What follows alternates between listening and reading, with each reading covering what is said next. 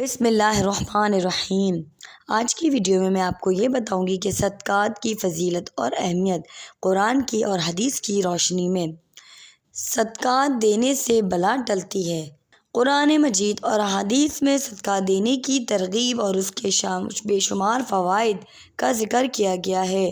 آج کی ویڈیو میں ہم یہ جانیں گے کہ قرآن کی آیات میں اور احادیث میں کیا بتایا گیا ہے۔ سورۃ البقرہ کی آیت نمبر 261 میں بیان کیا گیا ہے، جو لوگ اپنے مال کو اللہ کی راہ میں خرچ کرتے ہیں ان کی مثال اس دانے کی سی ہے جو 7 بالیاں اگاتا ہے اور ہر بالی میں 100 دانے ہوتے ہیں، اور اللہ تعالیٰ جسے چاہتا ہے بڑھاتا ہے، اور اللہ تعالیٰ وسعت والا ہے، علم والا ہے۔ سورۃ البقرہ کی 271 آیت میں بیان ہوتا ہے، اگر تم صدقات ظاہر کر کے دو تو یہ بھی اچھا ہے، اور اگر تم انہیں چھپا کر فقیروں کو دو تو یہ تمہارے لیے بہتر ہے اور تمہارے گناہوں کا کچھ حصہ مٹا دے گا۔ سورۃ آل عمران کی آیت نمبر 92 میں بیان ہوتا ہے کہ تم ہرگز بھلائی حاصل نہ کر سکو گے جب تک تم اپنی پسندیدہ چیزوں میں سے خرچ نہ کرو۔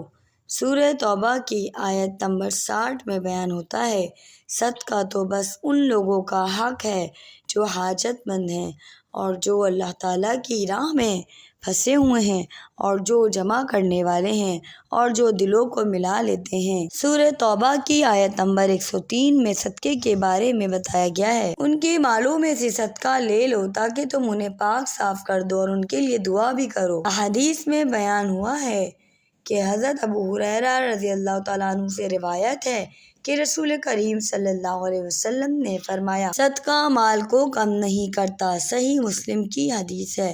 حضرت انس بن مالک رضی اللہ تعالیٰ عنہ سے روایت ہے کہ نبی کریم صلی اللہ علیہ وسلم نے فرمایا، صدقہ اللہ تعالیٰ کے غضب کو بجھاتا ہے اور بری موت سے بچاتا ہے۔ ترمذی کی حدیث ہے یہ۔ حضرت عائشہ صدیقہ رضی اللہ تعالیٰ عنہ سے روایت ہے کہ رسول اللہ صلی اللہ علیہ وسلم نے فرمایا، گھر والوں میں سب سے پہلے صدقہ اسے دو جس کے قریب ترین رشتہ دار ہوں۔ بخاری و مسلم کی حدیث ہے۔ حضرت ابو ہریرہ رضی اللہ تعالیٰ عنہ سے روایت ہے کہ رسول کریم صلی اللہ علیہ وسلم نے فرمایا، ہر روز صبح کے وقت 2 فرشتے آسمان سے نازل ہوتے ہیں اور ایک کہتا ہے، اے اللہ خرچ کرنے والے کو بدلہ دے، اور دوسرا کہتا ہے، اے اللہ بخیل کے مال کو ہلاک کر دے۔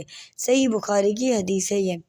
حضرت انس رضی اللہ تعالیٰ عنہ نے یہی فرمایا ہے کہ صدقہ جتنا آپ دیں گے اللہ تعالیٰ کے غضب کو وہ کم کرتا ہے اور آپ کی بخشش کا باعث بن جاتا ہے۔ حضرت علی رضی اللہ تعالیٰ عنہ سے بھی روایت ہے کہ رسول اللہ صلی اللہ علیہ وسلم نے فرمایا، صدقہ گناہوں کو اس طرح مٹا دیتا ہے جیسے پانی آگ کو بجھا دیتا ہے۔ ترمذی کی حدیث ہے یہ۔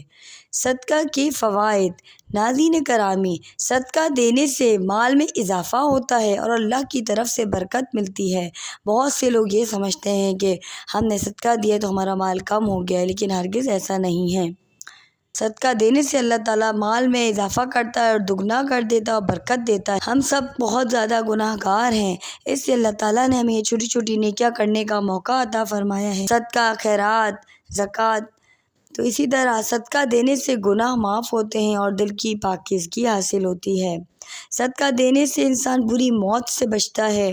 صدقہ دینے سے اللہ تعالیٰ کی رضا حاصل ہوتی ہے اور آخرت میں جنت کا انعام ملتا ہے۔ صدقہ دینے سے دنیاوی اور اخروی مشکلات میں آسانی ہوتی ہے۔ جو شخص صدقہ دیتا ہے بیماریوں اور مصائب سے نجات حاصل کرتا ہے۔ ناظرین کرامی، اب میں آپ کو صدقے کی اقسام بتاؤں گی۔